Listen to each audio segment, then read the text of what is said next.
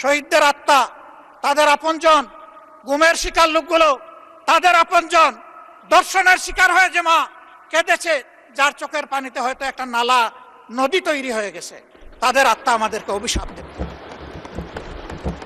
এই অভিশাপের ভার এই পার্লামেন্টের বহন করা ঠিক হবে না।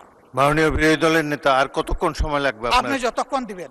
না, আপনার কতক্ষণ লাগবে? আপনি সারা রাত দিলে আমি রাজি আছি, 2.5 ঘন্টা দিলে রাজি আছি, 4 ঘন্টা দিলেও রাজি আছি। এটা আমার পাওনা।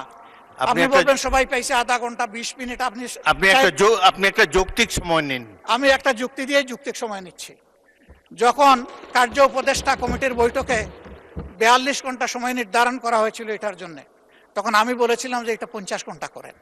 এইটা নিয়ে আমাকে 2 বার খুঁটা দিয়েছেন আমার সম্মানিত একজন সংসদ সদস্য এবং তার সূত্র ধরে আরো কয়েকজন।